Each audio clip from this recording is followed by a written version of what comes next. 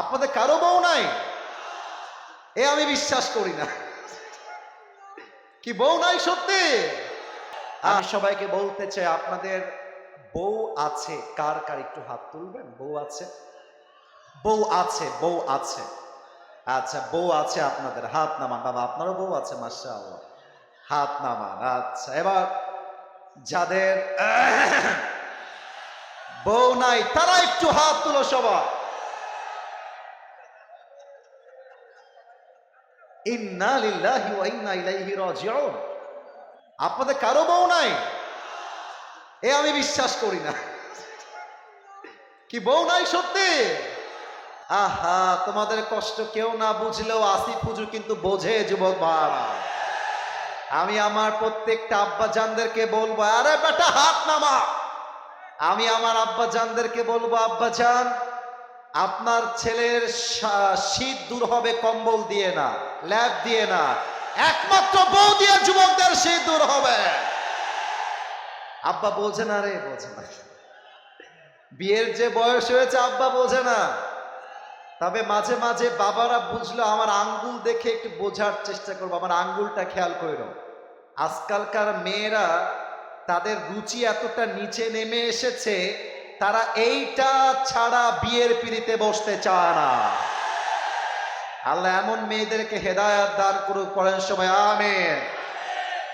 আমার কথা হচ্ছে, তুমি তোমার পছন্দের মেয়েকে আই লাভ ইউ বলো, আমার কোনো আপত্তি নাই। তুমি তোমার পছন্দের মেয়েকে ভালোবাসো, আমার কোনো আপত্তি নাই। তবে সমস্ত ভালোবাসা হবে বিয়ের আগে নয়, সব ভালোবাসা হবে বিয়ের পরে, ঠিক কিনা বলে?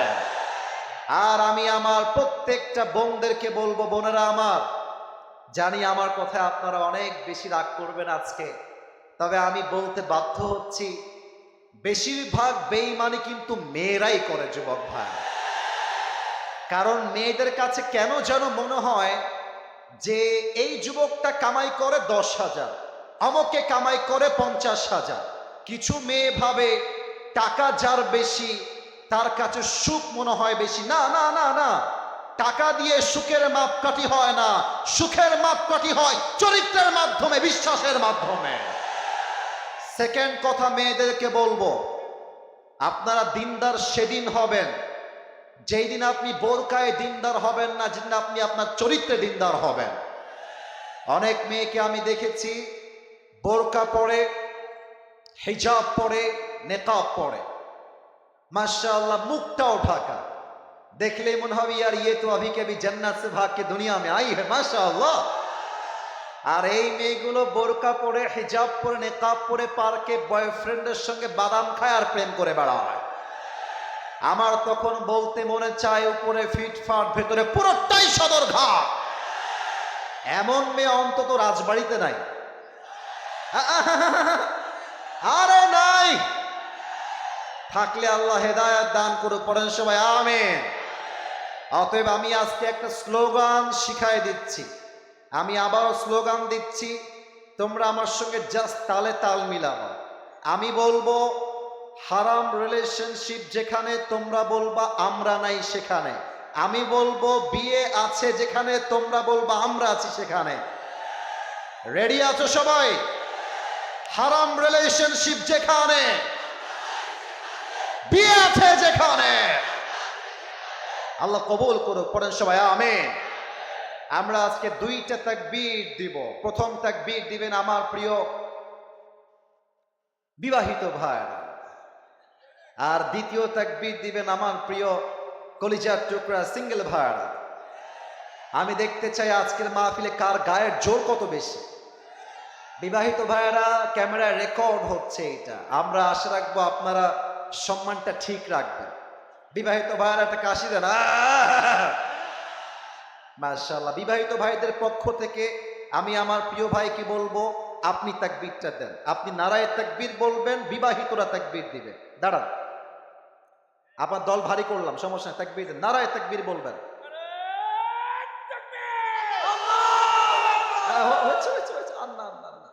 সিঙ্গেলরা হেরে গেলে আবার গায়ে লেগে যাবে আমার। সিঙ্গেলরা তোমরা একটা কাশি দাও। আমার প্রিয় সমন্বয়ক ভাই, তিনি তাকবীর দিয়েছেন, আমরা ফলাফল পেয়েছি। এবার দেখা যাক আসলেই কারা জিতে, দেখা যাক কারা জিতে। সিঙ্গেলদের পালা, বিবাহিত ভাইরা চুপচাপ থাকবেন। সিঙ্গেল ভাই, নারায়ে তাকবীর। ভাই আপনি আমাকে মাফ করে দিন, আজকে বিবাহিত ভাইরা হেরে গেছেন। I am so sorry for that. But এবার লাস্ট তাকবীর আমরা সবাই মিলে দিব। একটা তাকবীর দিবেন, এক তাকবীরের ঠেলায় আমি আসিফ হুজুর স্টেজ ভেঙে উল্টে নিচের দিকে পড়ে যাব, ঠিক আছে? দেখা যাক কত জোর আপনাদের গায়ে আছে। সবাই একটা কাশি দেন। নারায়ে তাকবীর। আল কোরআনের আলো, আল হাদিসের আলো, কোরআন হাদিস যেখানে, আলেম ওলামা যেখানে, রাজবাড়িবাসী যেখানে। আপনাদের স্লোগানের যে সাউন্ড আমি শুনতে পেলাম, এটা আমি মন প্রাণ খুলে বলতে পারছি সাহস করে। আমার সামনে যারা এসেছে একটাও বিড়ালের বাচ্চা নয়, সব সিংহের বাচ্চাগুলো আমার সামনে বসে আছে।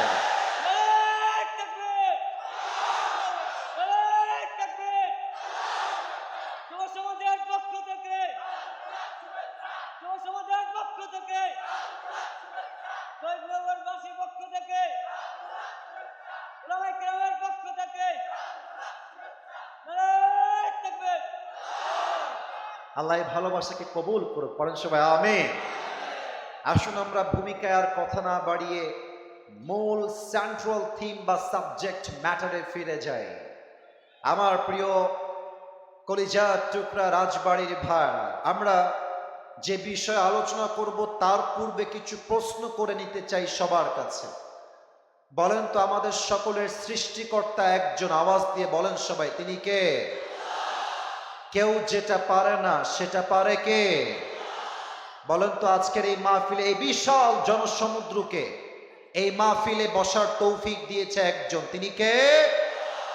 এবার আমাকে উত্তর দিবেন জবান খুলে, দিল খুলে। আমরা যারা আজকে এই মাহফিলে অ্যাটেন্ড করেছি, those who are present here, যারা আমরা উপস্থিত আছি, একটু মন থেকে বলবেন তো সবাই, কেউ যেন বাদ পড়ে না যায়। আমার মায়েরা উত্তর দিবেন, তবে আওয়াজ দিয়ে নয়, মনে মনে। আমাকে বলেন তো আপনারা সবাই, আমরা কি আল্লাহর কাছে সবচেয়ে প্রিয় বান্দা হতে চাই কি চাই না? মাশাআল্লাহ, কলিজা ভরে গেল। আরেকবার, আল্লাহর কাছে প্রিয় বান্দা হতে চাই কি চাই না? আল্লাহর কাছে সবচেয়ে তার প্রিয় বন্ধু হতে আমরা সবাই চাই কি চাই না? আজকে আলোচনার সেন্ট্রাল থিম বা সাবজেক্ট ম্যাটার হলো how can we get closer to Allah সুবহানাহু ওয়া তাআলা। আমরা রবের সবচেয়ে কাছের এবং প্রিয় বান্দা কেমনে হতে পারি? কোরআন কি বলেছে, হাদিস কি বলেছে, এটা আমরা আজকে জেনে যাব। আমরা একটা কথা মাথায় রাখবো, তাফসীর মাহফিলটা বেশি রাত পর্যন্ত হওয়া জরুরি নয়। আজকের মাহফিলের যারা কমিটি বৃন্দ আছে সবাইকে আমি একটা লম্বা ফর্ম দিয়েছি। ফর্মে উল্লেখ করা আছে যে আসিফ হুজুর 1 ঘন্টা আলোচনা করবেন, কারণ আমি বিশ্বাস করি রাত জেগে মাহফিল শোনার চাইতে ফজরের নামাজটা জামাতে পড়া 1000 গুণ বেশি উত্তম রাজবাড়ির ভাড়া। তো আমি জাস্ট 12টা পর্যন্ত ওয়াজ করবো। আমার ওয়াজ শুরু হয়েছে ঠিক 10:40 কেউ যদি এই ওয়াজের মাঝে উঠে যায়, নিজ দায়িত্বে লুঙ্গিটা টান দিয়ে ধরে বসায় দেবে। তবে খেয়াল রাখবেন লুঙ্গি যেন খুলে না যায়। আল্লাহ সবাইকে দোয়া করে যাওয়ার তৌফিক দান করুক, পড়েন সবাই আমিন। আপনারা হয়তো বা নাম শুনেছেন, পাকিস্তানের একজন টপ ফেমাস স্কলার, তার নাম হলো মাওলানা তারিক জামিল। নাম শুনেছেন আপনারা সবাই? মাশাআল্লাহ। দেখবেন যে সাদা পায়জামা, সাদা পাঞ্জাবি আর অলওয়েজ সাদা পাগড়ি তিনি পরিধান করেন। সেদিন আমি একটা ইউটিউবে তার লেকচার শুনছিলাম। লেকচারের থাম্বনেইল ছিল আল্লাহ সে দোস্তি কেসে করে, আল্লাহর সঙ্গে বন্ধুত্ব আমরা কেমনে করব। আমি জাস্ট প্লে করলাম ভিডিওটা। ওনার প্রথম কথা যেটা উনি বললেন, এটা আমার কলিজায় গিয়ে আঘাত করেছে। আমি জাস্ট তারিক জামিলের কথাটা প্রথমে উর্দু ভাষায় কোট করছি, then I will translate in Bangla, তারপর আমি বাংলায় তর্জমা করে দিব আমার প্রিয় রাজবাড়ির ভাই। উনি বলেন, जिसे अल्लाह मिला और दुनिया में उसे कुछ भी ना मिला, फिर भी उसे सब कुछ मिला, और जिसे अल्लाह ना मिला और दुनिया में उसे सब कुछ मिल गया, फिर भी दर हकीकत उसे कुछ भी ना मिला। এর অর্থ হলো যে আল্লাহকে পেল আর দুনিয়ার কিছুই সে পেল না, তবুও যেন সে সবকিছুই অর্জন করতে পারল। আর যে আল্লাহকে পেল না আর দুনিয়ার সবকিছুই তার হাতের মুঠোয়, টাকা আছে, বাড়ি আছে, বউ আছে, অর্থ আছে, সম্পদ আছে, বাট যেই বান্দা আল্লাহর বন্ধু হতে পারে নাই, সে সবকিছু পেয়েও যেন কিছুই অর্জন করতে পারে নাই। ঠিক কিনা বলেন? আসুন আমরা আল্লাহকে পাওয়ার জন্য কি কি আমল করব কোরআন থেকে হাদিস থেকে আমরা জেনে নেই। এই যে সোনামণি বসো বসো বসো বসো, খবরদার উঠে যেও না। আমি আসিফ হুজুর, এটাই রাজবাড়ির প্রথম মাহফিল, এটাই আমার শেষ মাহফিল, এটাই প্রথম, এটাই শেষ। শত শত কল রাজবাড়ির থেকে, ডেট জাস্ট একটাই রেখেছি, এটাই সেই ডেট। যদি আপনারা উঠে যান ওয়াজ শেষ না করে, বুঝে ফেলবো রাজবাড়ির ভাইয়েরা কোরআনকে আসলে ভালোবাসেন।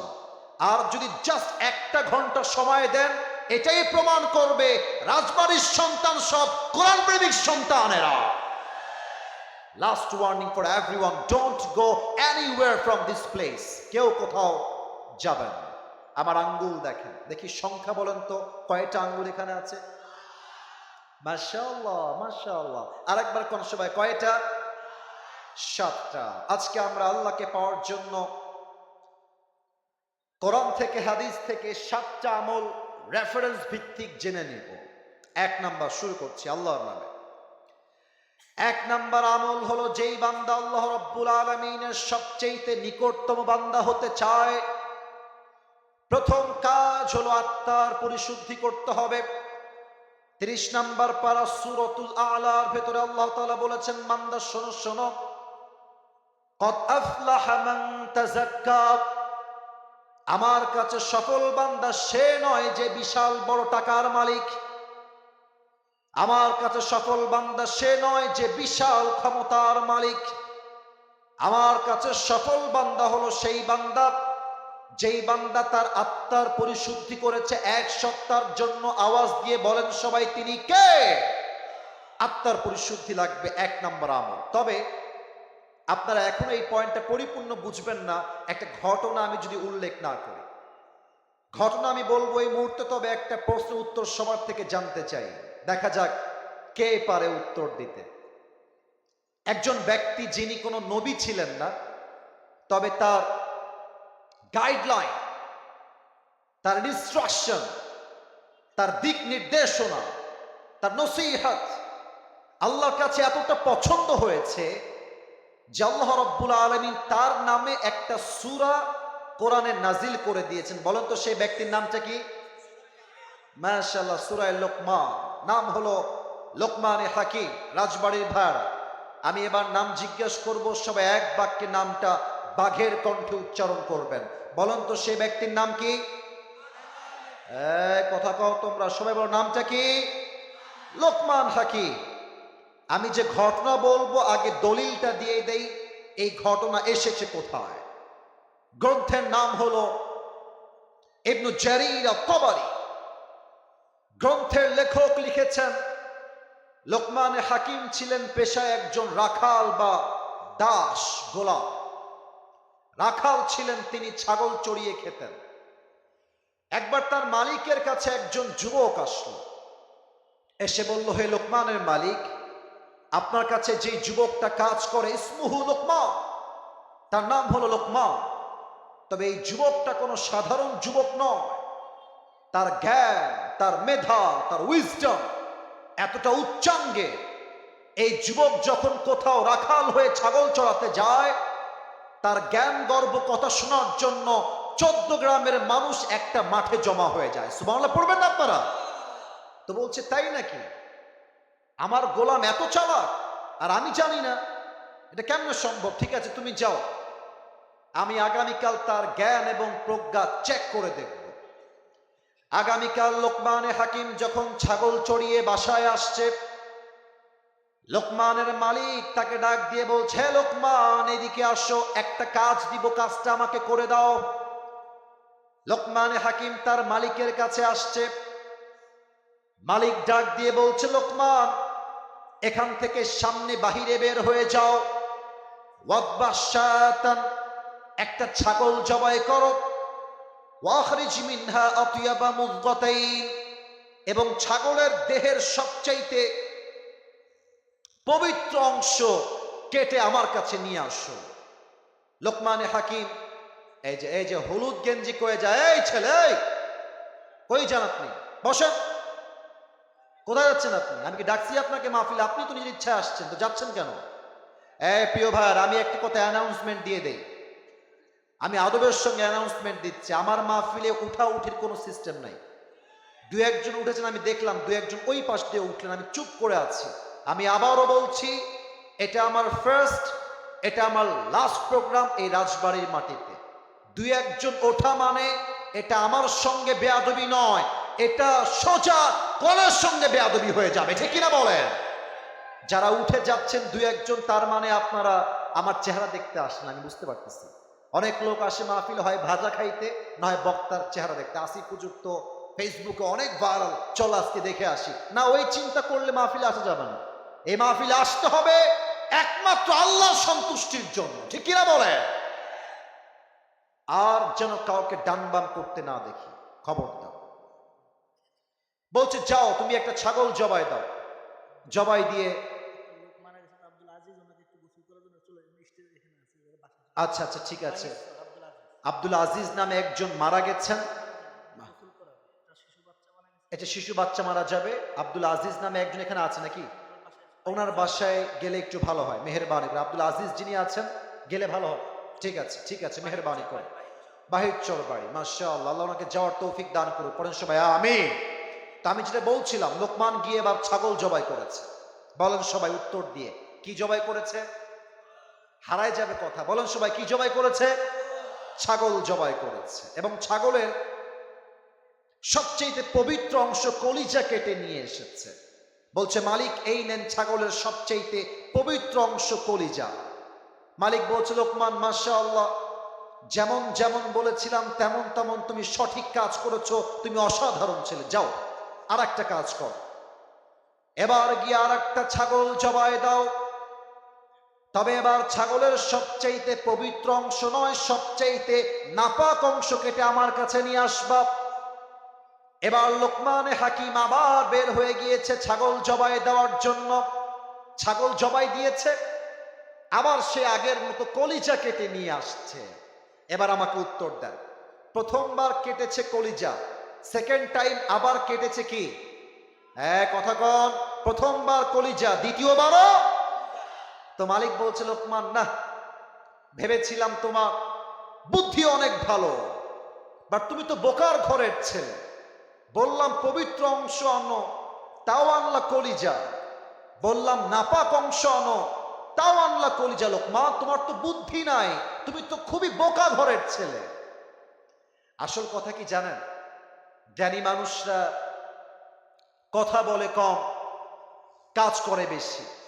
আর মূর্খ যারা হয়, জ্ঞান যাদের নাই, তারা কাজ করে কম, কথা বলে বেশি, ঠিক কিনা বলে? একটা ছোট্ট কথা মনে পড়ে গেল বলার জন্য, বলা যাবে আজকে? বলা যাবে ভাইরা? যাবে যাবে যাবে। আজকে একটা মজার ঘটনা ঘটেছে। আজকে আমার দুপুর বেলায় প্রায় 40,000 টাকার মতো হারিয়ে গিয়েছিল। সুবহানাল্লাহ কে বললো রে? কত হাজার? প্রায় 40-এর কাছাকাছি, বাট পরিপূর্ণ 40 নয়। আমি আপনাকে বলছি, জেলার নাম বলবো না, বদনাম হবে। হোটেলে ছিলাম ভাই, আমরা তো প্রোগ্রাম করি রাত 2টা 3টা 1টার সময় মানুষের প্রোগ্রাম শেষ হয়, ঘুমালে মাথায় সেন্স থাকে না। তো তো আজকে হোটেলে উঠেছি সারা রাত জার্নি করে গিয়ে সকাল 9টায়। বলেন সবাই কয়টায়? সকাল 9টায়। সকাল হয়ে গেছে। তো আমি আবার পায়জামার পকেটে টাকা রেখেছিলাম প্রায় 35 থেকে 40 কাছাকাছি এরকম কিছু একটা অ্যামাউন্টের টাকা। তো ঘুমানোর আগে টাকাটা পকেট থেকে বের করে বালিশের নিচে রেখেছি, বালিশের নিচে। তো ঘুম থেকে উঠেছি, জোহরের নামাজ পড়েছি, বের হয়ে গিয়েছি বাহিরে দুপুরের লাঞ্চ করার জন্য। কিন্তু টাকা যে বালিশের নিচে ছিল আমি ভুলেই গেছি। হোটেলে খেতে গেছি, বিল দেওয়ার জন্য বলেছে, বিল হয়েছে 600 থেকে 700 টাকা। পকেটে হাত দিয়েছি, দেখছি টাকা নাই। মাথা তো আমার ঘুরে গেছে, কিরে টাকা আমি রাখলাম কোথায়? হঠাৎ করে মাথায় আসছে, আরে টাকা তো আমি হোটেলের বালিশের নিচে রেখে এসেছি। সঙ্গে সঙ্গে কোনো কথা ছাড়াই গাড়ি ঘুরিয়ে হোটেলে আসলাম।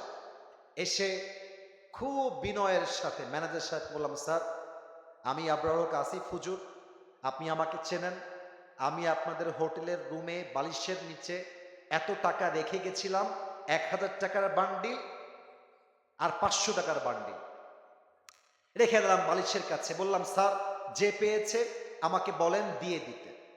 তো দুইজন যুবক আসলো যারা ক্লিনার, যারা হোটেল ক্লিন করে। আমি ডাকলাম, এই এদিকে আসো। ওরা আমাকে আগে দেখে নাই। বললাম, তোমরা কি আমাকে চেনো, আমাকে চিনতে পারতেছো?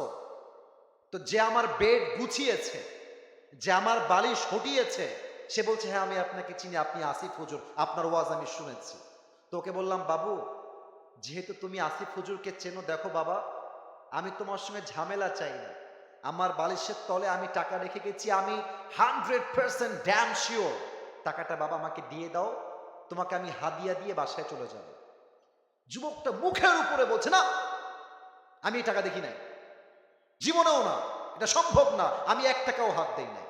আমি বললাম, প্লিজ ট্রাই টু আন্ডারস্ট্যান্ড, একটু বোঝো, আমার বাদ মাগরিব প্রোগ্রাম, আসর আজান হয়ে গেছে, দিয়ে দাও বাবা, কোনো ঝামেলা চাই না, থানা পুলিশ চাই না, দিয়ে দাও।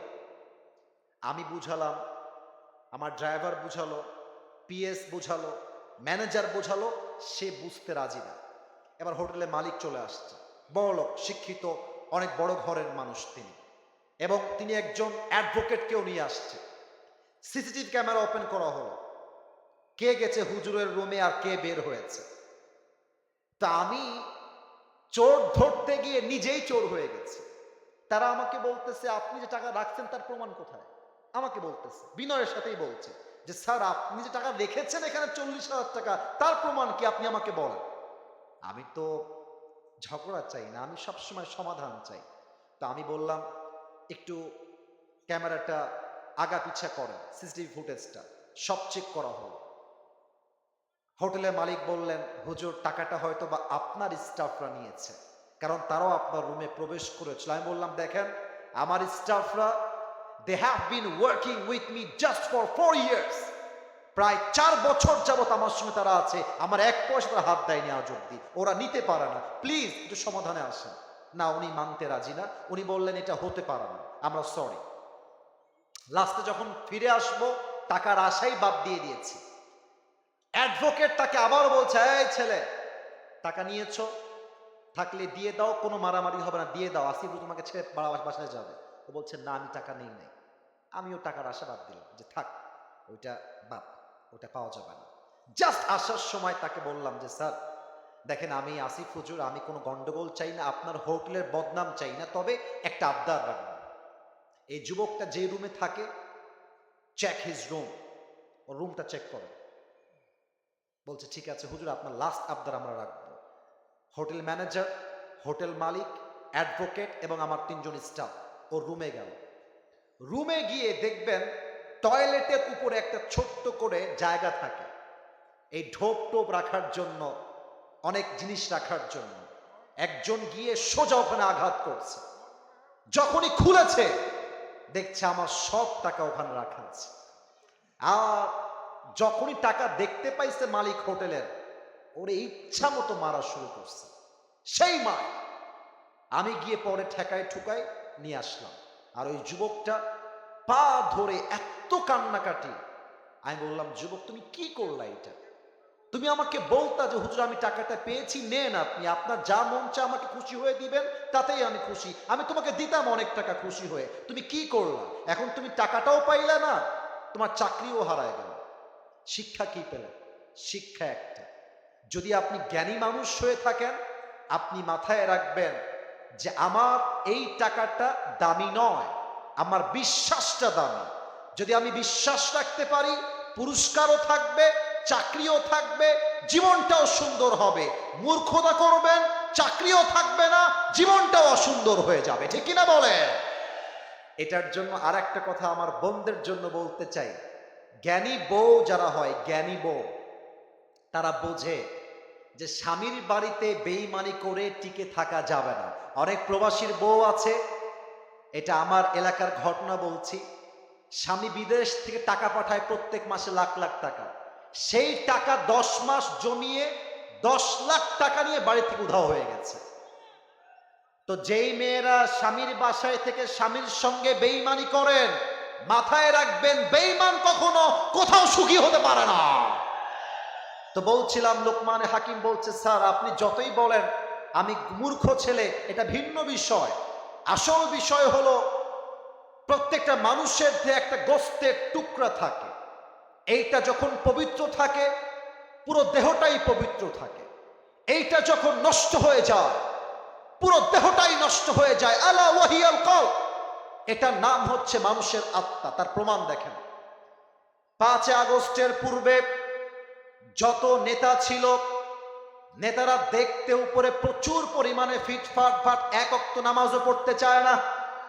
নেতার নামে স্লোগান দেয়, আমার নেতার চরিত্র ফুলের মতো পবিত্র, নেতা সাহেব নামাজ পড়েন এক ওয়াক্ত। ঠিক কিনা বলে?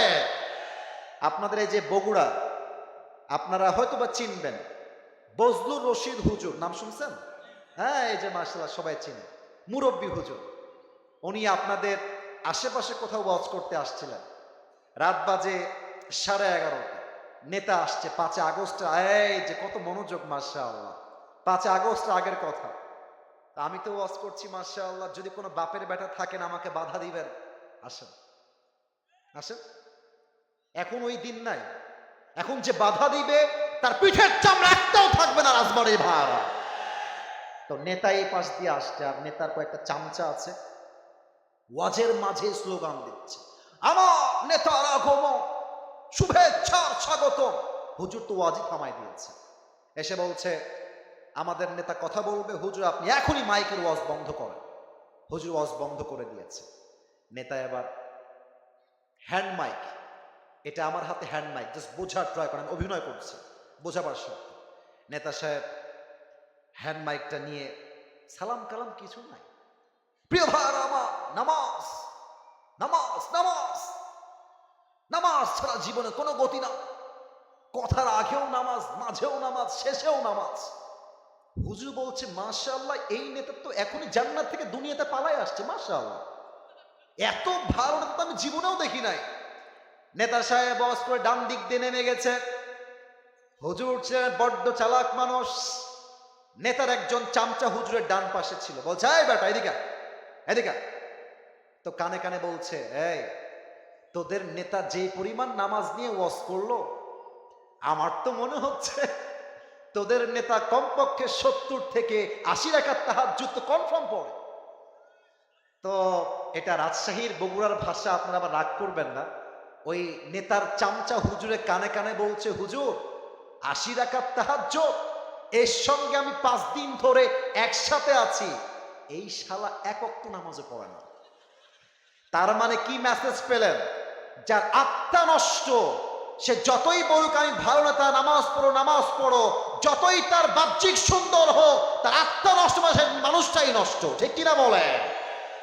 আত্মার পরিশুদ্ধি করতে হবে। এই আত্মা হচ্ছে মোট 3 প্রকার। আমার আঙ্গুল দেখে বলবেন আত্মা মোট কয় প্রকার? এক হচ্ছে সুস্থ, বলেন 1 নাম্বার। 2 নাম্বার অসুস্থ, বলেন সবাই 2 নাম্বার। এই তোমাদের আওয়াজ নাই, বলেন সবাই 2 নাম্বার। 3 নাম্বার মৃত। 3 নাম্বার সুস্থ আত্মা কাকে বলে? হিংসা নাই, বিদ্বেষ নাই, অহংকার নাই। আমাদের দেশে হুজুরদের মাঝে যেই পরিমাণ হিংসা আছে, সাধারণ যুবকদের মাঝেও সেই পরিমাণ হিংসা নাই। এই যে আপনারা সবাই নাম শুনেছেন ডক্টর মিজানুর রহমান আজহারী হুজুর, আমি তো বলি এটা একটা বাংলাদেশের জন্য বড় রত্ন এবং ব্র্যান্ডের নাম আজহারী হুজুর, ঠিক কিনা বলেন? আপনারা এখানে অনেক বিএনপির লোক থাকতে পারেন, আমি মাফ চাচ্ছি ভাই, আমি আপনাদেরকে অসম্মান করি না, বিএনপির ভাইয়ারা আমাদের ভালোবাসার মানুষ। তবে বিএনপির একজন নেতা দেখলাম সেই দিন আজহারী সাহেবকে বলছেন আজহারী মাঝহারি। নেতা সাহেব, আপনাকে এতটুকু বলবো, বাংলাদেশের মানুষ যেমন ভালোবাসতে পারে তেমন জুতার পিটাও করতে পারে, খুব মাথায় রাখবেন এটা। বিএনপি বুঝি না, আওয়ামী লীগ বুঝি না, জাতীয় পার্টি বুঝি না, যারা এই আলেমদেরকে নিয়ে কটূক্তি করবে তাদের সঙ্গে আমাদের কোনো বন্ধুত্বই থাকতে পারে না, ঠিক কিনা বলেন? তো বিএনপির ভাইয়েরা যারা আছে তাদেরকে আমি ভালোবাসি, আমি আপনাদেরকে বলবো আপনারা আমার আজহারী হুজুরকে নিয়ে বাজে কথা বলবেন না। মাথায় রাখবেন আজহারীর মতো বড় আলেম এবং ফেমাস স্কলার পৃথিবীর কোথাও নাই, কারণ সে যেখানেই যায় 10 লক্ষ 20 লক্ষ মানুষ একটা মাঠে জমা হয়ে যায়, ঠিক কিনা বলেন? অতএব হিংসা করে লাভ নাই, আত্মাকে শুদ্ধ করেন, হাতে হাত রাখেন। সুন্নি নাই, আলিয়া নাই, কওমিয়া নাই, জামাত নাই, হেফাজত নাই, চরমনা নাই, সরসিনা নাই, জাতীয় পার্টি নাই, বিএনপি নাই, আওয়ামী লীগ নাই, জামাত ইসলাম নাই। আমার প্রথম পরিচয়, আমি মুসলমান ঘরের সন্তান। এই স্লোগান দিয়ে সামনে আগাইতে হবে। যারা মাঝে মাঝে লাইভে এসে বক্তব্য দিয়ে দেশের গতি আবার দখল করতে চায় তাদেরকে 1 লাথি দিয়ে মামুর বাড়ি আবার দিল্লি ভাগতে আমরা বাধ্য করব। আল্লাহ আমাদের সবাইকে আত্মার পরিশুদ্ধি করার তৌফিক দান করুক। পড়েন সবাই আমিন। এবার সবাই 2টা হাত তোলেন, সবাই মেহেরবানি করেন, মেহেরবানি করেন। মাশাআল্লাহ, মাশাআল্লাহ। পুরো মাঠের আনাচে কানাচে আমার যুবক ভাইয়েরা ভরে আছে। সবাইকে একটা ওয়াদা করাতে চাই, একটু কাশি দেন সবাই। মাশাআল্লাহ। আপনারা একটু আমাকে ওয়াদা দিবেন কলিজার থেকে, বলেন সবাই হুজুর। और भी जोर से बोलो, বলেন সবাই হুজুর। আমরা রাজবাড়ির সন্তান, আপনাকে ওয়াদা দিলাম দোয়া না করে, এই যে বাটপারে, এই যে বাটপারে, বলেন সবাই দোয়া না করে আমরা কেউ বাসায়, এবার 2 হাত দেখেন, ফিরে যাব না। ওই যে ওরা কথা কয় না, বলেন সবাই ফিরে যাব না। বলেন সবাই জবান খুলে ইনশাআল্লাহ। কেন ওয়াদা করালাম? কারণ হচ্ছে দেখেন ভাই, আমি যদি এখন স্টেজ থেকে নেমে গিয়ে কয়েকজনের পকেট চেক করি, এখনই তার পকেট থেকে বিড়ির প্যাকেট বের হবে এবং তারা মাহফিল শেষ করে বিড়ি টানতে টানতে বাসায় যাবে। আপনি দেখবেন চায়ের দোকানে বসে 3 ঘন্টা ফাউল আলাপ মারে, কোনো সমস্যা নাই। চায়ের দোকানে বসে ছবি দেখে, চাচা হেনা কোথায়, বাড়িঘর, এগুলো দেখতে সময় পায়। বা তাফসীর মাহফিল 1 ঘন্টা তাফসীর শুনতে যাচ্ছে, তারা সময় পায় না, ঠিক কিনা বলে? এই ভণ্ডামি আজকে চলবে না। দোয়া করে আমরা বাসায় যাব। রাজি আছেন তো সবাই ইনশাআল্লাহ? আল্লাহকে পাওয়ার জন্য 2 নাম্বার আমল হলো আব্বা আম্মার দোয়ার প্রয়োজন। যেই যুবকরা গার্লফ্রেন্ড পেয়ে, বউ পেয়ে আব্বাকে ভুলে যাও, মাকে ভুলে যাও, মাথায় রাখবা আব্বা আম্মার দোয়া যার জীবনে নাই, তার জীবনের সফলতার চূড়ান্ত পর্যায়ে সে কখনো পৌঁছাতেই পারবে না, ঠিক কিনা বলেন? আচ্ছা, আপনারা যারা এসেছেন, আপনারা আমাকে ভালোবাসেন নাকি বাসেন না? ভালোবাসেন নাকি বাসেন না? আচ্ছা, আপনারা হয়তো আমাকে ফেসবুকে, ইউটিউবে আগে দেখেছেন। আপনাদের কি মনে হয় বাংলাদেশে হাজার হাজার যুবকরা আমাকে ভালোবাসে নাকি বাসে না? আমি আসিফের এখানে বসে কথা বলার কোনো যোগ্যতা নাই। আমার স্টেজে আমার চাইতে যোগ্যতা সম্পূর্ণ আলেম আছেন, আমার ডানে আমার চাইতে যোগ্যতা সম্পূর্ণ ব্যক্তিরা বসে আছেন। তবে আমি অধম চান্স পেলাম কেমনে? আমি এটা মনে প্রাণে বিশ্বাস করি, আমার কোনো ক্রেডিট নাই, আমার কোনো যোগ্যতা নাই, আমার কোনো কাবিলিয়াত ইস্তেদাদ কিছুই নাই। আমি এটা বিশ্বাস করি, আমার সফলতার সবচাইতে মূল সিক্রেট হলো আব্বা আম্মার দোয়া। যুবক ভাইরা, ঠিক কিনা বলো? আব্বা আম্মার দোয়াকে তুমি মাইনাস করে দিও না। তুমি ভাবছো আমার গার্লফ্রেন্ড তো আমাকে অনেক ভালোবাসে, না। বিপদে পড়লে বুঝবা বাপ মায়ের মতো আপন দুনিয়াতে আর কেউ হতে পারে না, ঠিক কিনা বলেন? 2 নাম্বার, আব্বা আম্মার দোয়া লাগবে জীবনে আল্লাহকে পাওয়ার জন্য। 3 নাম্বার, আল্লাহকে পাওয়ার জন্য নামাজ লাগবে। নামাজ ছাড়া জীবনে কোনো গতি নাই। একটা হাদিস বলবো, শেষ করে দিব। বলেন তো সবাই, ইসলামের দ্বিতীয় খলিফার নাম কি ছিল? ওমর। মাশাআল্লাহ। এবার সবাই বলবেন, ইসলামের দ্বিতীয় খলিফার নাম কি ছিল? ওমরে ফারুক রাদিয়াল্লাহু তাআলা আনহু। এটা বড় মারাত্মক হাদিস। যারা আমার ওয়াজ বুঝতে চান, এই হাদিসটা শুনলে আপনার জন্য এনাফ হবে ইনশাআল্লাহ। ওমরের কাছে একজন যুবক আসছে, তার নাম হলো আবু লুলু আল মাজুসি। এসে বলছে, ওমর, তোমার কাছে আমার ছোট্ট একটা অভিযোগ আছে। কি অভিযোগ বলো? বলছে, আমার যেই মালিক আছে সে প্রত্যেক দিন আমার কাছে 6 দিরহাম চার্জ করে। বলেন সবাই, কয় দিরহাম চার্জ করে? তো আমি এইটা দিতে পারি না, আমার কষ্ট হয়ে যায়। তুমি একটু কথাবার্তা বলে 6 দিরহামকে 2 দিরহাম করে দাও। তো ওমরে ফারুক বলছে, আচ্ছা সমস্যা নাই, করে দিব। তবে একটা আমার প্রশ্ন আছে, তুমি আসলে কি করো? তোমার কাজ কি? তোমার ব্যবসার সোর্স কি? যুবক ডাক দিয়ে বলছে, ইয়া আমিরুল মুসলিমিন, আমি মূলত চাকু বানাই, চাকু। এবার সবাই আমার পেটের ডান দিকে দেখবেন, যতটুকু দেখা যায়। মাফ চাচ্ছে, আমি জানি দেখা যাবে না পরিপূর্ণ, যতটুকু দেখা যায় হাদিসটা বোঝার জন্য আমার পেটের ডান দিকে দেখবেন।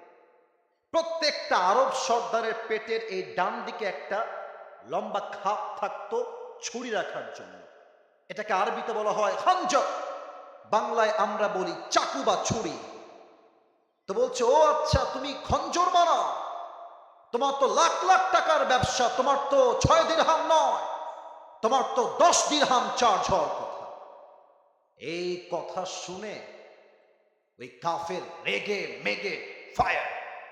ও ওমর, তোমার এত বড় সাহস! সবাই যেহেতু মুসলমান তাই তুমি সবার বেলায় নরম, আর আমি যেহেতু কাফের তাই তুমি আমার বেলায় গরম, তাই না ওমর? দেখেন কি হুমকি দিচ্ছে। বলছে, ওমর, তোমাকে আমি আজকে হত্যা করেছিলাম। হত্যার হুমকি দিয়ে বের হয়ে গেছে। ওমরে ফারুক তো অবাক হয়ে গেছে, আর একজন কাফের আমাকে হত্যার হুমকি দেয় কোন সাহসে? অবাক হয়ে তাকিয়ে আছে। যুবকটা ডান দিক দিয়ে বের হয়ে গেছে। বিশাল লম্বা রাত মিলে ওমরে ফারুককে হত্যা করবার জন্য বিশাল লম্বা একটা খঞ্জর বানিয়েছে। খঞ্জর কাকে বলে? ডানেও চাকু বামেও চাকু, এটাকে আরবি ভাষায় বলা হয় খঞ্জর। এবার বিশাল লম্বা খঞ্জর বানিয়ে পেটের এই ডান দিকে খাপের মধ্যে রেখেছে। এবার তোমরা বলবো আমাকে, যুবক ভাইরা যারা এসেছেন, মুরব্বীরা, শীতকালে তো আমরা জ্যাকেট মুড়ি দেই, ঠিক আছে, বাট খুব বেশি ঠান্ডা লাগলে আমরা একটা জিনিস মুড়ি দিয়ে বের হই, এটার নাম কি? চাদর। মাশাআল্লাহ, চাদর। আমার কাছে চাদর নাই, তবে এই যে আমাদের স্যার চাদর পরে আছেন, একটু বুঝবেন। চাদরের দুই পাশে 2টা পার্ট থাকে, একটা রাইট পার্ট, একটা লেফট পার্ট, ডান দিকে একটা বাম দিকে একটা। ওই যুবকটা প্ল্যান করে একটা বিশাল লম্বা চাদর নিয়ে আসছে। চাদরটা একটু আমার চেহারা দেখবেন, চাদরটা 2 পাশ থেকে ঝুলিয়ে দিয়েছে, আর চাদরের ডান দিক থেকে নিয়ে এই পুরো চাদরটা এমনে দিয়ে পুরো মুখটাকে সেই যুবকটা ঢেকে ফেলেছে। কেমনে? একটু বোঝার চেষ্টা করেন। মেয়েদের নেকাবের মতো, রাইট, একদম নেকাবের মতো। এবার ফজরের নামাজে আসছে মুনাফিকের রূপে। ওমরে ফারুক সেই ডাক দিয়ে বলছেন, সফু সুফুফাকুম, কাতার সোজা করো, কাঁধে কাঁধ মিলিয়ে দাঁড়াও, আল্লাহু আকবার। সুবহানাকাল্লাহুম্মা ওয়া বিহামদিকা ওয়া তাবারাকা ইসমুকা ওয়া তাআলা জাদ্দুকা ওয়া লা ইলাহা গায়রুক, আলহামদুলিল্লাহি রাব্বিল আলামিন, আর রহমানির রহিম, মালিক ইয়াউমিদ্দিন। নামাজ শুরু করে দিয়েছেন। ওমরে ফারুক সূরা ফাতিহা পড়েছেন, তারপরে একটা কিরাত মিলিয়েছেন। কিরাত যখন শেষ হয়ে গিয়েছে, ওমরে ফারুক তাকবীর পাঠ করেছেন, আল্লাহু আকবার, রুকুতে চলে গিয়েছেন। ওমরে ফারুক যখন রুকুতে গিয়েছে আল্লাহু আকবার দিয়ে, পেছন থেকে ওই কাফের, নাম হলো আবু লুলু আল মাজুসি, এক লাফ দিয়ে ওমরের সামনে চলে আসছে। পুরো মসজিদটা অন্ধকার হয়ে আছে, কেউ কাউকে দেখতে পায় না কে কোথায় আছে। ওমরে ফারুক রুকুর মধ্যে গিয়ে তাসবিহ পাঠ করছেন, সুবহান রাব্বিয়াল আযীম। তাসবিহ যখন পাঠ করছেন, ওই কাফের চাদরটা কেমনে ধরে ডান দিক থেকে লম্বা করে উড়িয়ে দিয়েছে, আর পিঠের এই পেটের ডান দিক থেকে বিশাল লম্বা খঞ্জর বের করে এমনে দাঁড়িয়ে আছে। ওমর উঠবে, একটা আঘাত। ওমরে ফারুক তাসবিহ শেষ, সামিআ আল্লাহু লিমান হামিদা, উঠে গিয়েছে। আর ওই কাফেরটা সুযোগ বুঝে লম্বা একটা খঞ্জর দিয়ে ওমরের পেটের এই সোজা এমন একটা পোঁচ দিয়েছে। এখান থেকে পোঁচ দিয়ে শেষ হয় নাই, বাম দিক থেকে নিয়ে আবার একটা পোঁচ দিয়েছে, ডান দিক থেকে আবার একটা পোঁচ দিয়েছে। তিনটা ছুরির আঘাতে হাদিসে আসছে ওমরের পেটগুলো কেটে নাড়ি ভুড়িগুলো সব বাহিরে বের হয়ে গেছে। আর ওমরে ফারুক নামাজের মাঝেই চিৎকার দিয়ে বলছেন, কতালানি আল কাফ, আমাকে একটা কুকুর হত্যা করেছে, কে কোথায় আছে, আমাকে বাঁচাও। অজ্ঞান হয়ে উল্টে পড়ে গেছে। আর ওই কাফের ওমরে ফারুককে ছুরির আঘাত করে পেছন দিক দিয়ে বের হয়ে যাচ্ছে।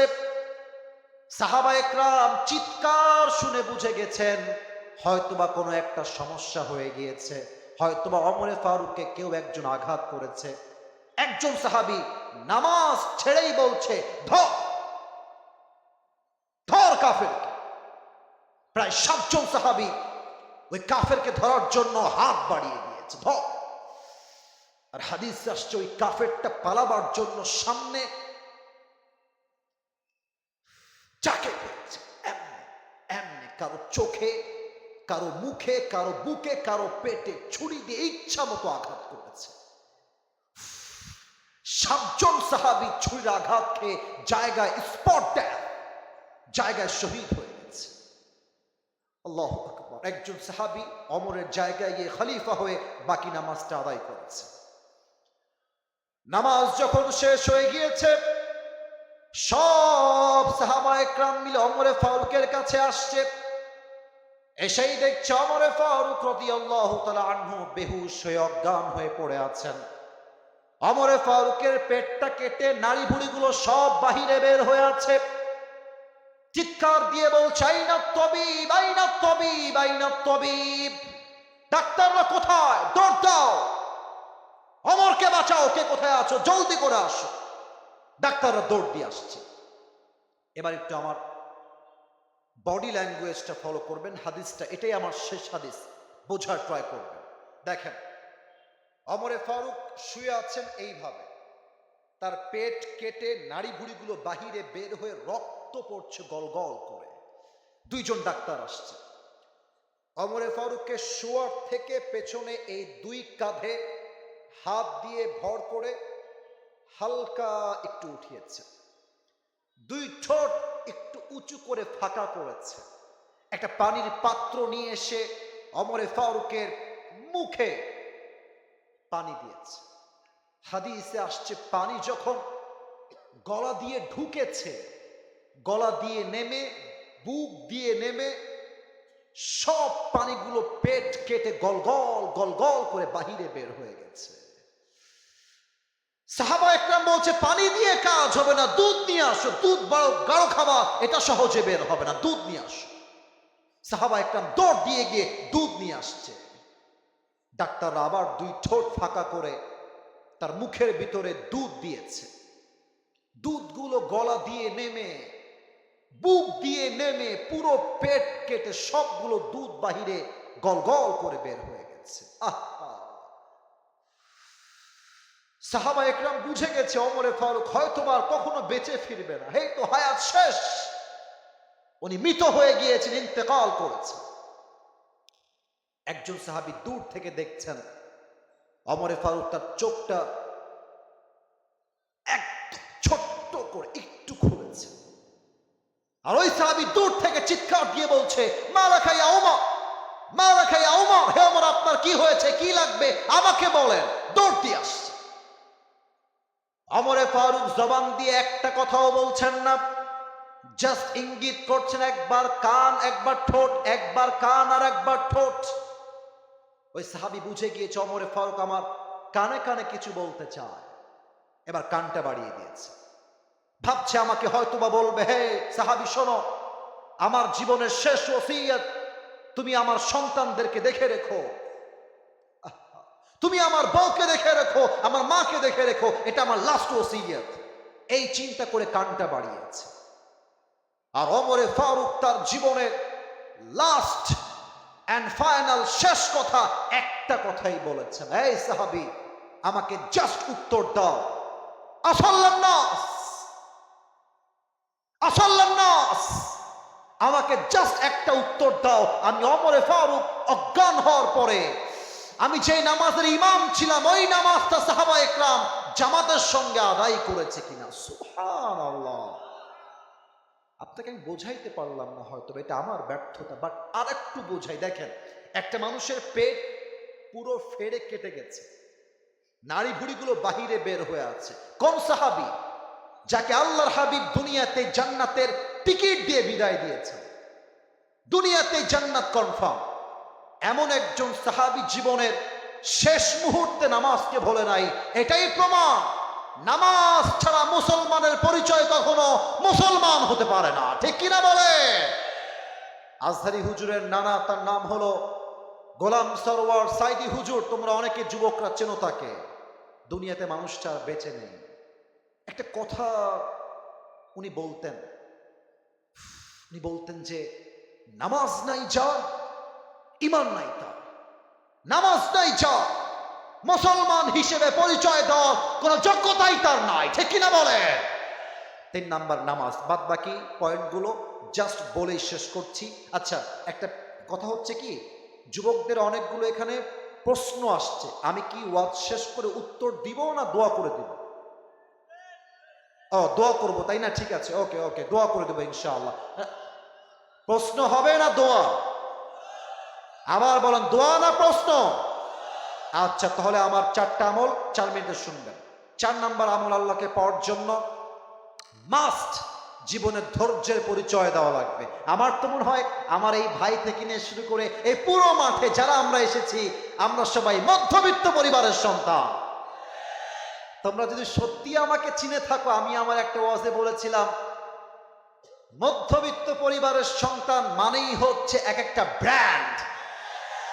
আমাদেরকে আপনি সাইকেল দিবেন চলবে, বাইক দিবেন চলবে, কার দিবেন চলবে, বলবেন যে হেঁটে হেঁটে আসো তাও আমার চলবে। আপনি আমাকে ডাল দিবেন, ভাত দিবেন খাবো, ডাল দিবেন, সবজি দিবেন খাবো, ভাত দিবেন, গোস্ত দিবেন খাবো, কিছুই দিবেন না, 1 গ্লাস পানি দিবেন, একটা মরিচ দিবেন, পান্তা ভাত হলেও চলবে। আমি মধ্যবিত্ত পরিবারের সন্তান। আল্লাহ কি বলছে দেখেন, ইন্নামা ইউওয়াফাস সাবিরুনা আজরুহুম বিগাইরি হিসাব। যেই বান্দা সুখে দুঃখে কষ্টে আপদে বিপদে ধৈর্যের পরিচয় দিবে, আমি আল্লাহ তাকে বিনা হিসাবে জান্নাত দান করব। সুবহানাল্লাহ। 5 নাম্বার আমল, আল্লাহকে পাওয়ার জন্য হৃদয়ের মধ্যে নবীর ভালোবাসা থাকতে হবে। একটু মাইকটা হটাচ্ছি, আমার মুখে এটা কি, এটার জন্য দেখা যাচ্ছে না বিধায় হটিয়েছে। এটার নাম কি ভাই?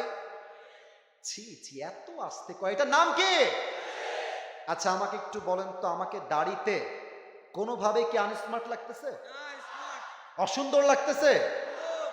অনেক মেয়ে আছে দেখবেন দাড়ি দেখলে চুলকায়, দাড়িওয়ালা দেখলে যুবকদেরকে পছন্দ করতে চায় না। বাট অনেক মেয়ে দাড়িওয়ালা পছন্দ না হইলে গাঞ্জাখোর খুব বেশি পছন্দ হয়। এরকম মেয়ে বলো বাংলাদেশে আছে না নাই? অন্তত এই মাহফিলে না, এটা আমার বিশ্বাস। তো যদি কোনো মেয়ে তোমাকে বলে আপনি নবীকে ভালোবাসেন, এইটা আমি মানলাম, তবে আপনি যদি চাপ দাড়ি রাখেন, আমি আপনাকে আমার জামাই বানাতে পারবো না, আমি আপনার বউ হতে পারবো না। আমার থেকে শুনে নাও, তুমি তাকে কি বলবা? তুমি বলবা, আপু প্লিজ একটু সাইডে, 1 মিনিট, একটু সাইডে আসে, একটু একটু। তো আপু যখন সাইডে আসবে, তুমি রাজবাড়ির ছেলে, তুমি ভদ্র ঘরের ছেলে, ভদ্রতা বজায় রাখতে হবে। তুমি বলবা, আপু আপনার যেহেতু নবীর সুন্নাহের এই চাপদাড়ি পছন্দ হচ্ছে না, তো আমার মনে হয় আপনার জন্য চাপদাড়িওয়ালা বীর পুরুষ পছন্দ না হলে আপনার জন্য পারফেক্ট হবে বিটিএস এর হিজরা ছাড়া আমার কাছে আর কোনো অপশন নাই। সোজা কথা, যে আমাকে দাড়ির জন্য বিয়ে করবে ওয়েলকাম, তোমাকে আমিও বিয়ে করব। যে দাড়ির জন্য বিয়ে করবে না সে আমার বউ হওয়ার যোগ্যতাই রাখে না। অতএব নবীর সুন্নাহ আছে যেখানে, আমরা আছি।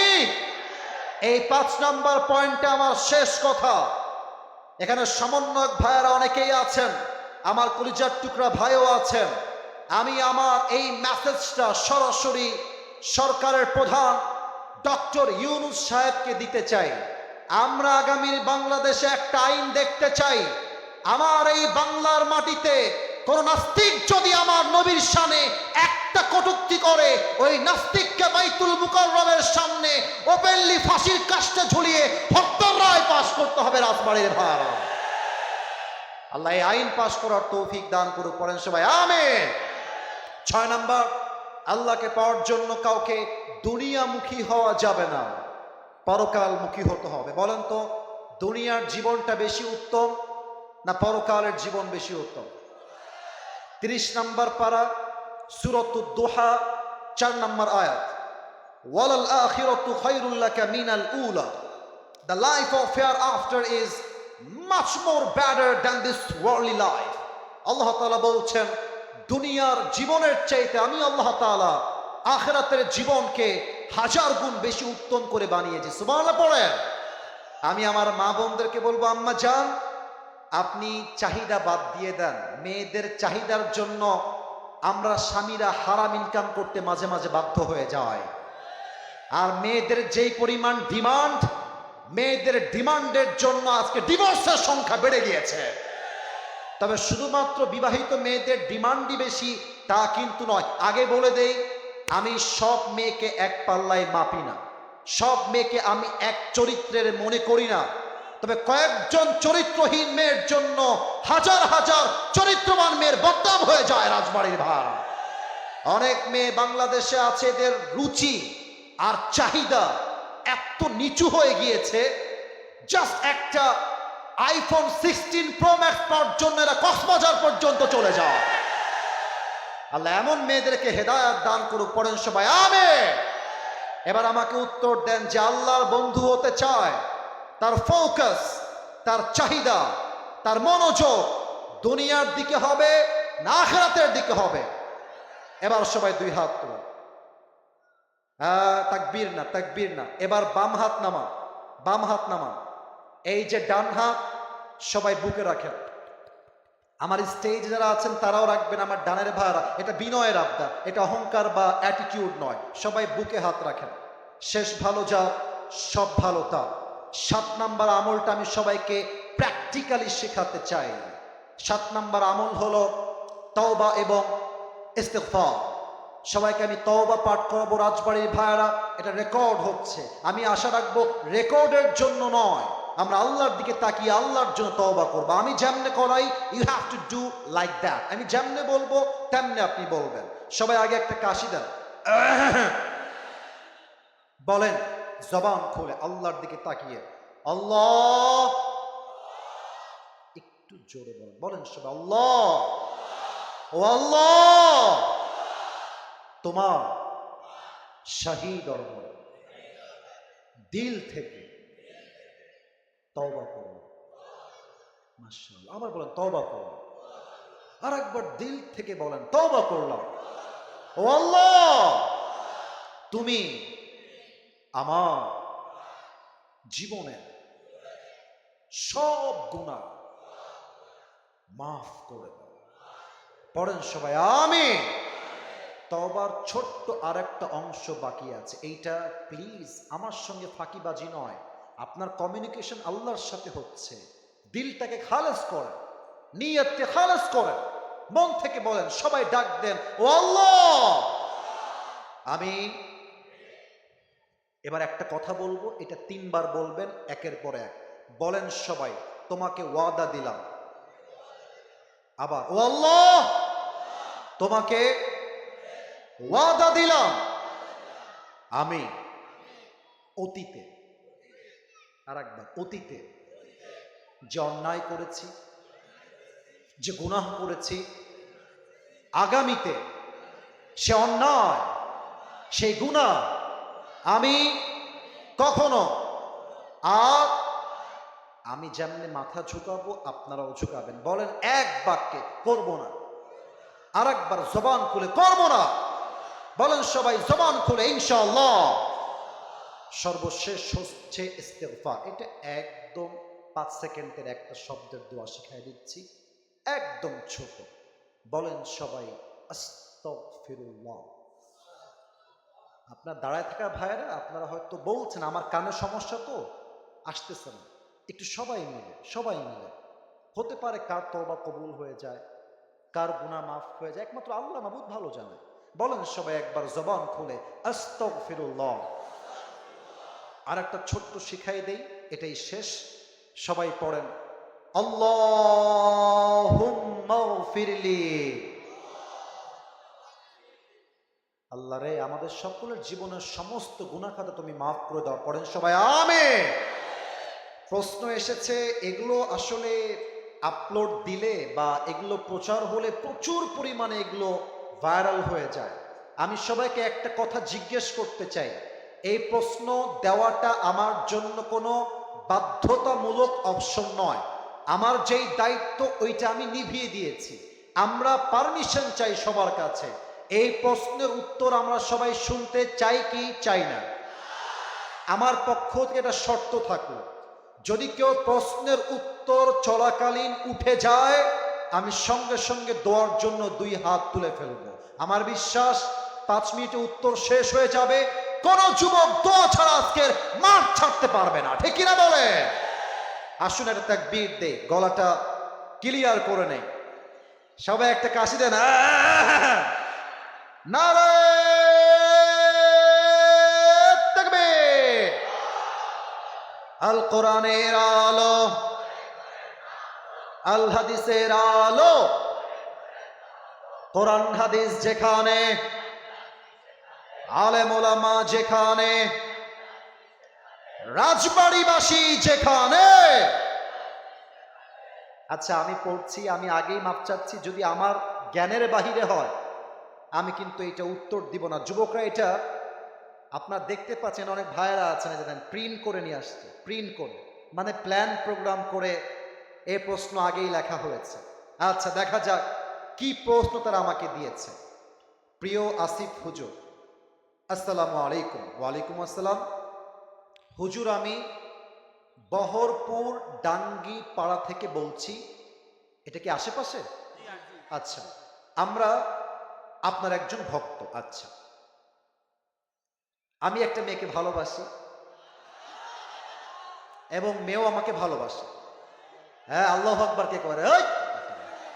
আগে বোঝো কি বলেছে শুনি আমরা। কিন্তু আমাদের পরিবার থেকে বিষয়টা মানতে চাচ্ছে না এবং মেয়েকে বিয়ে দেওয়ার জন্য তারা উঠে পড়ে লেগেছে। অর্থাৎ মেয়ের বাবা এবং মা মেয়েকে বিয়ে দেওয়ার জন্য উঠে পড়ে লেগেছে। মেয়েকে বিয়ে দিবে প্রতিষ্ঠিত ছেলের সাথে এবং আমি আর মেয়ে ইন্টার ফার্স্ট ইয়ারে পড়ি এবং আমার প্রতিষ্ঠিত হওয়া অনেক দেরি। আমার পরিবার এখন আমার বিয়েতে সম্মতি দিবে না। আমি ওই মেয়েকে ভালোবাসি এবং তাকে হারাতে চাই না। এমন অবস্থায় আমি কি করতে পারি? আপনার বিবেচনায় আমাদের বিষয়টা কি বলে মতামত দিবেন। আসল কথা এটাই সত্য, বাংলাদেশে হাজার হাজার যুবক তার পছন্দের মেয়েকে বিয়ে করতে পারে না জাস্ট টাকার জন্য। রাজবাড়ির ভার, আজকাল টাকার জন্য যুবকদের হাজার হাজার হাজার হাজার যুবকদের পছন্দের মেয়ের বিয়ে অন্য জায়গায় হয়ে যায়। আমি তোমাকে বিনয়ের সঙ্গে বলবো, কলিজার টুকরা যুবক, একটু ধৈর্যের পরিচয় দাও, বাড়াবাড়ি বেশি করতে যেও না। মাথায় রাখবা তোমার এই বয়সটাই হচ্ছে আবেগের বয়স। 2টা পয়েন্ট মাথায় রাখবা, 2টা পয়েন্ট। 1, তোমার বাবা এবং তোমার মা, তাদেরকে কনভিন্স করার জন্য you have to try your best level.